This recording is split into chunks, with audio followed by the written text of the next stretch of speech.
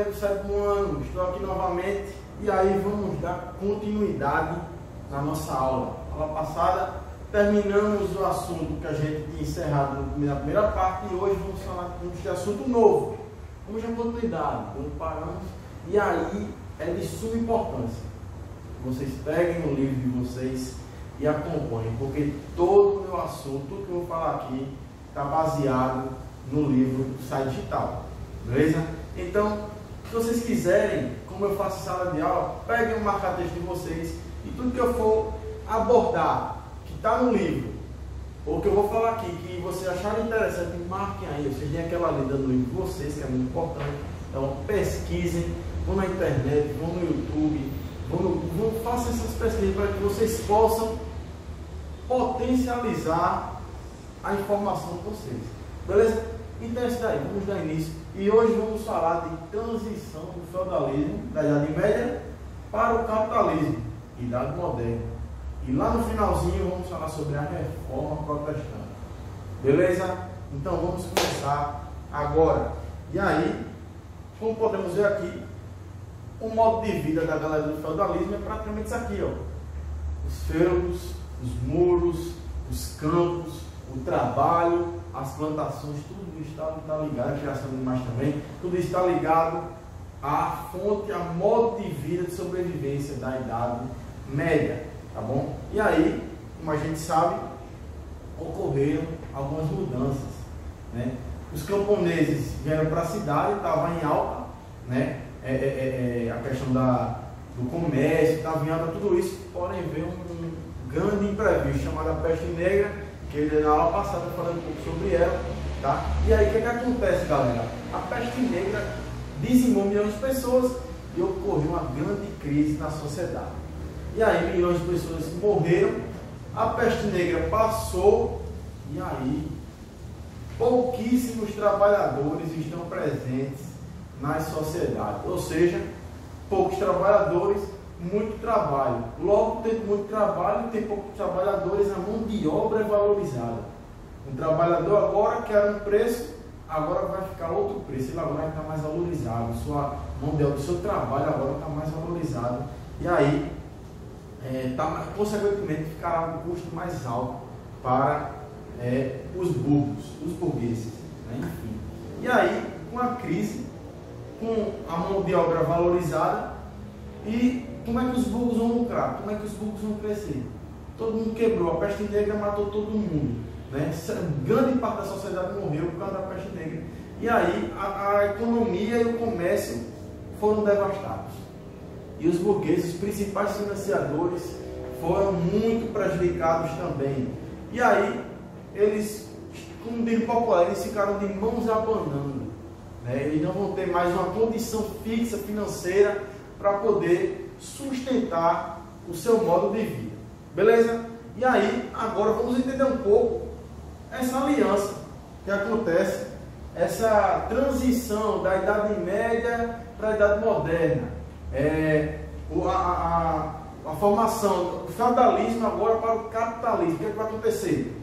Os burgueses estão sem dinheiro, todo mundo quebrou, sendo que agora eles vão recorrer a um grupo que só esse grupo vai ter dinheiro, que são os reis. E aí vocês vão ver essa imagem aqui, eles não dialogavam muito com os reis, porque os reis eles geralmente queriam grande parte para eles, e por eles serem independentes, eles não tinham tanta, eles não precisavam tanto dos reis. E agora eles estão quebrados, estão sem dinheiro, e eles vão recorrer aos reis. E aí o que é que acontece? Eles vão pedir empréstimos aos reis. Vão fazer alianças, amizades, né? Eles agora vão fazer com que eles sejam aliados. E aí o que é que acontece? Com isso, os burgueses dialogando com os reis, a monarquia agora vai para o seu apogeu. A monarquia agora vai ficar muito forte, porque eles estão emprestando dinheiro para os burgueses. E aí os burgueses têm que satisfazer as vontades dos reis.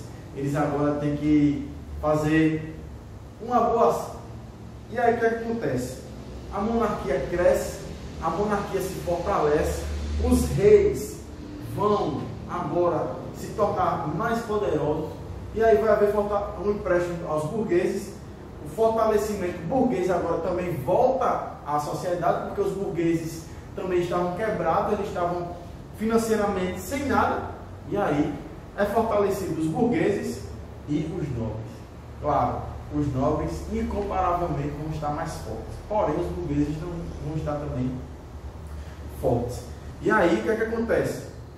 Os burgueses pedem o dinheiro emprestado aos reis, e aí vai começar a girar o comércio, a economia vai começar a girar, e aí os burgueses vão ter que começar a devolver o dinheiro que emprestaram aos reis, claro, com altíssimo imposto, altíssimos juros, são cobrados, são entregues para os reis, e aí os reis agora estão mais ricos do que nunca. E aí o que é que vai acontecer? Os reis agora vão começar a fortalecer o seu contingente militar, para que eles possam se proteger e também conquistar novas terras. Beleza? E aí a gente está vendo esse início de tudo, e aí consequentemente havendo esses investimentos, os reis passaram a ser mais autoritários. Eles agora vão começar a impor condições que jamais eram imaginadas, impostos altíssimos.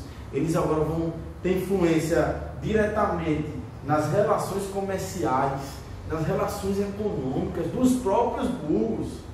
E aí muitos deles vão ficar insatisfeitos, né? Mas eles não podem reivindicar nada, porque eles pediram dinheiro ao rei. E aí os reis vão começar literalmente mesmo a abusar da autoridade deles, porque eles agora estão com o dinheiro de todo mundo, né? E aí o que é que acontece? Os primeiros países a adotar essa nova forma de governo vai ser Portugal, e aí posteriormente a Espanha, tá certo? A gente pode perceber que eles vão ter grande influência nisso, e aí vão ter várias decisões nos países, como a gente pode perceber que na França também, na França e Inglaterra, com essas mudanças que ocorreram na sociedade, galera, o que é que acontece?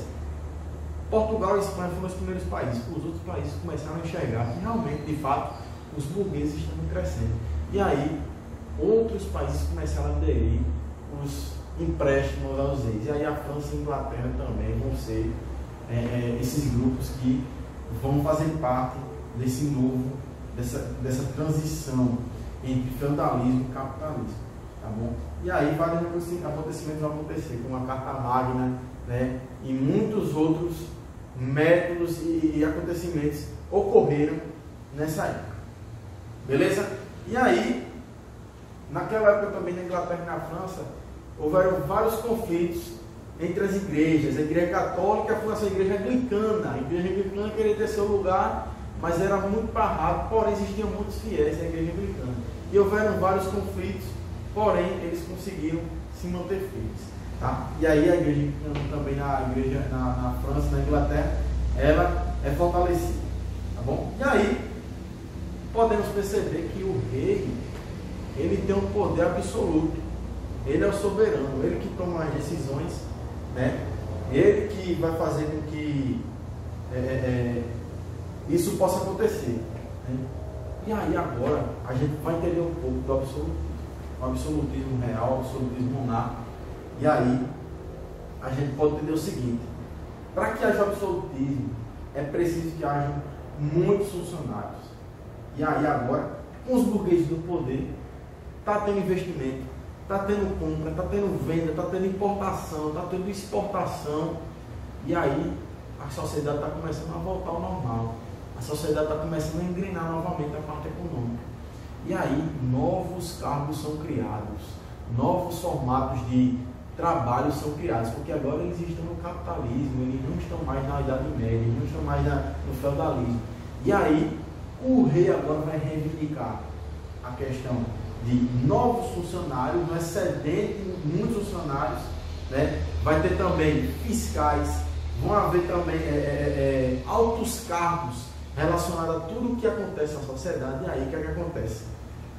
Os reis, por puro interesse, eles vão começar a indicar pessoas para colocar impostos que eles possam se sentir confortáveis. Por exemplo, eles vão criar uma nova associação. E aí, os indicados do rei eram os próprios nobres, porque ele não pode indicar pessoas que não fossem do seu meio, porque como ele é o soberano, como ele poderia mandar em tudo, o que acontece? Ele tem que indicar pessoas que eles controlassem. E aí cargos de alto nível, alta patente, cargos públicos altíssimos, de grandes responsabilidades, eram por indicação do rei, né? E aí isso vai acontecer muito, ou seja, o poder absoluto do rei, onde o rei está no centro e as pessoas que estão abaixo dele todas são indicadas por ele, não existe nenhuma indicação a parte disso, tá? E aí vai chegar o mercantilismo. O mercantilismo vai ser uma das maiores transformações sociais na sociedade, tá? O mercantilismo vai ser responsável pelas grandes transformações comerciais. E aí pode ver que ele vai incentivar o mercado, ele vai incentivar o comércio, ele vai incentivar a formação de novas empresas, a formação a transformação das vendas, o incentivo a vender, a comprar, tudo que for referente ao comércio e à economia. O mercantilismo vai ser esse principal fator de incentivo comercial, tá bom? E financeiro também. E aí vamos entender um pouco das práticas mercantilistas. E aí vai ter, para a pessoa poder adentrar no mercantilismo, o mercantilismo era um sistema que ajudava as pessoas a abrir o seu negócio. O mercantilismo incentivava o mercado. Para você poder aderir a esse sistema de governo, você tem que ter alguns pré-requisitos. E aí vem algumas práticas mercantilistas. O primeiro delas, o colonialismo. Você tem que possuir colônias em outros lugares para poder ter relação, ter essa ligação com o mercantilismo. O metalismo também era muito importante naquela época, que o metalismo era justamente o acúmulo de metais preciosos, principalmente o ouro e a prata, eram os principais produtos comercializados e valorizados da época, tá? O protecionismo também, você tem que ter um protecionismo, que era o pagamento de tarifas para a importação de produtos. O protecionismo é como se fosse uma espécie de tributo ou imposto. Você tem que ser pago para o rei ou o monarca que era presente naquela época. E também existia a balança comercial. Ou seja, o que era balança comercial? Você tinha que exportar mais e importar menos, né? Para que houvesse equilíbrio financeiro naquela época, você tinha que trazer mais produtos para você e importar menos, tá? E aí, isso fez com que o mercantilismo se tornasse um sistema sustentável, com base naquela época, beleza? E aí, existiam várias intenções por trás disso, né? O rei agora é a principal figura, o crescimento da sociedade, ele vai querer transmitir isso, que tudo que está acontecendo é por causa dele. E aí o rei, o absolutismo, a ideia do absolutismo é justamente essa, trazer o rei como principal figura de crescimento, o rei como principal identidade daquele país, né? E aí o absolutismo do rei vai querer fazer isso, né? Esses crescimentos que há nos cargos públicos, a balança comercial, o incentivo ao comércio, o investimento no pequeno empresário, pequeno burguês, tudo isso é para que haja um crescimento comercial e o rei ser a principal figura responsável pelo crescimento daquele local, tá bom? E aí, para a gente fechar esse assunto, né, vai existir a relação, que eu ainda não falei aqui, para fechar a gente vai falar agora sobre a relação entre monarquia, rei e igreja. Estava um pouco saturada por causa de outras épocas que ocorreram, né? A igreja sempre muito predominante na época, né? E aí, o que é que vai acontecer? A igreja agora, ela vai ser, e sempre foi naquela época, um norte, uma bússola, um caminho para que as pessoas pudessem aderir o que o rei dizia, porque a igreja estava diretamente em contato com a população, a igreja tinha muita influência naquela época. E aí o que é que acontece? Para que o rei fosse popular, para que o rei tivesse uma boa reputação, eles tinham que ter o ok, o famoso ok, como a gente fala hoje, né? Eles tinham que ter o ok da igreja, o Papa como principal representante de Deus. E aí o Papa falando que o rei é bom, que o rei vale a pena, as pessoas vão ficar tranquilas. Mas por trás tinha muito jogo político, onde o rei dava umas terras para a igreja, onde a igreja fazia várias negociações, jogo de interesses, para que o rei continuasse onde ele estava. Enfim, né? Isso aí, essa primeira parte do assunto a gente encerra aqui, tá bom? E aí vamos agora falar sobre a reforma protestante. O que foi a reforma protestante? Vamos entender um pouco sobre a reforma protestante, entender o contexto social daquela época, entender um pouco do que foi o principal causador disso. E aí, para que a gente possa entender a reforma protestante, a gente precisa entender os seus antecedentes. O que foi acontecer? E aí, estamos vendo aqui dois pré-reformadores de peso, que são chamados John Wycliffe e o John Hus. Tá? Eles antecederam o que Lutero iria fazer. Né? Eles foram os principais pré-reformadores, porque eles também criticavam o que a igreja fazia, eles também estavam contra o sistema centralizado da igreja, e tudo que vocês vão ver daqui a pouquinho, o que Lutero vai fazer. E aí, eles vão ser os principais pré-reformadores, protestando e fazendo com que a igreja católica não fosse predominante. E aí, vamos entender um pouco os principais motivos da reforma. A principal é essa daqui, a venda de indulgências. A gente pode perceber que naquela época, como não existia a questão do alfabetismo, as pessoas eram totalmente alienadas. Tudo que o padre ou o papa dizia, quando falava que era a vontade de Deus, as pessoas enlouqueciam e diziam, de fato, que o padre está falando é verdade, que aquela pessoa, que o membro da igreja está falando é verdade. E aí a venda de indulgências foi o quê? Eles queriam arrecadar, a igreja passava por algumas dificuldades, queria também fazer com que as suas terras crescessem, eles queriam ser detentores mais terras, mas para isso era necessário ter dinheiro. E aí ocorre a venda de indulgências. O que são a venda de indulgências? Aí os membros da igreja chegavam com um pedaço de madeira e dizia que era um pedaço da cruz de Cristo.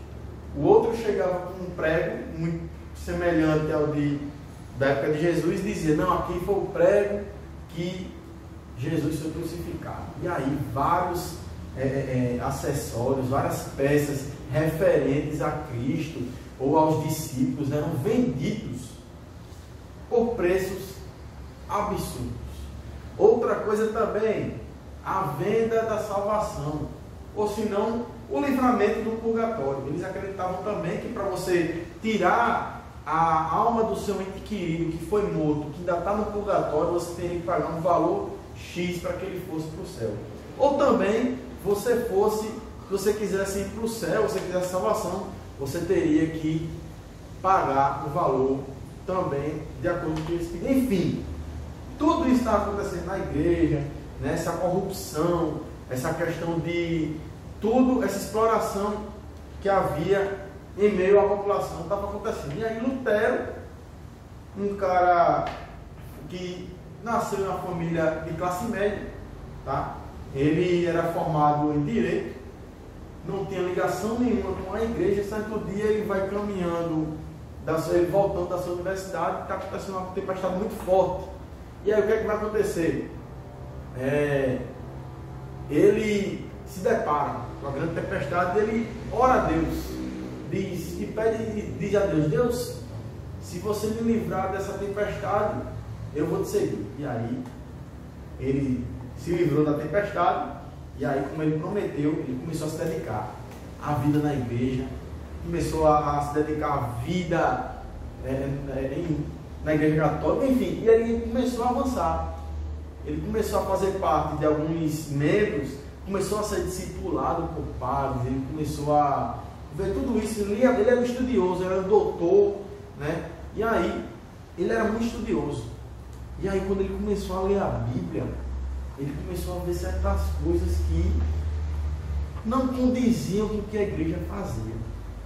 E aí ele começou a questionar certas práticas, ele começou a questionar, e aí chegou a um certo ponto que ele se rebelou, não contra a igreja. A intenção dele não era que a igreja acabasse, a intenção dele não era que a igreja católica acabasse, mas sim trazer essa informação de dizer que a igreja estava praticando coisas que a Bíblia não dizia. E aí, ele é conhecido também pelas suas mais famosas 95 teses. Nessas teses diziam o que a Bíblia dizia, o que a igreja fazia que não era certo. Nessas 95 teses estavam registrados todas as suas ideias, todos os seus pensamentos, ele registrou e ele pregou na porta da igreja alemã de Wittenberg. Tá certo? E aí o que é que vai acontecer? As bases da reforma protestante vai ser justamente isso aqui, chamados 5 solas.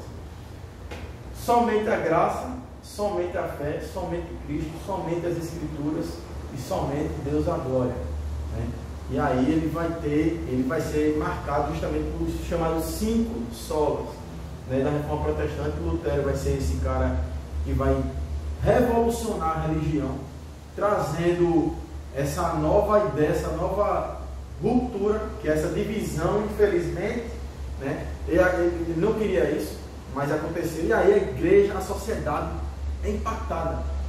A sociedade é muito impactada pelas ideias de Lutero, porque o que ele dizia realmente não dizia na Bíblia. E aí muitas pessoas começaram a seguir ele. Ele adquiriu muitos adeptos, muitas pessoas foram seguidores de Lutero. E aí ele foi para um julgamento, tribunal, e os membros da igreja pediram para que ele retirasse tudo isso. Os membros da igreja pediram para que ele abrisse mão de tudo que ele falou, do que ele tinha feito. E aí ele não abriu mão. E aí ele, após esse julgamento, ele foge, né? Porque naquela época a igreja era muito radical em relação aos hereges. Não sei se fosse herege naquela época você era ameaçado ou perseguido, né?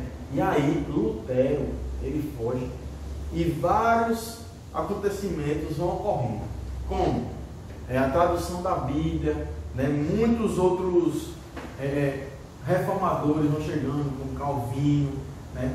E aí Lutero vai ser esse cara que vai marcar essa nova etapa da igreja, essa nova etapa de uma nova ideia, de uma nova concepção que chega na sociedade. E aí, para fechar nosso assunto da reforma, qual é a reação da Igreja Católica? A Igreja Católica convoca o Concílio de Trento, o famoso Concílio de Trento, onde todos os membros, principais membros da igreja, vão se reunir e eles vão debater e vão reavaliar a sua confissão de fé, as suas crenças, tudo que eles acreditam. E aí, a questão das indulgências que eram cobradas foram retiradas, várias práticas que eles faziam também foram retiradas, porém eles manteram os 7 sacramentos, né, que até hoje existem na Igreja Católica, tá bom? E aí o Concílio de Trento durou praticamente, aí foi na Itália, uns 9 anos, o Concílio de Trento durou no decorrer dos anos, e aí eles decidiram que seriam retirados todas essas práticas que estavam prejudicando a sociedade, e eles manteram todos os seus 7 sacramentos. Beleza? Tá aí um resumo de tudo, toda a história que eu falei, um resumo da reforma protestante, um resumo rápido de tudo que está sendo passado para você. Beleza? Estudem em casa, estudem, dê uma revisada novamente. Se você não entendeu uma parte que eu falei, volta o vídeo aí, dá uma pausa, você tem essa autonomia tranquilamente. Beleza? Dúvidas, manda um direct aí, fala com a gente que a gente vai estar à disposição de tirar suas dúvidas e atender suas necessidades. Beleza? Valeu, Deus abençoe vocês, até a próxima aula.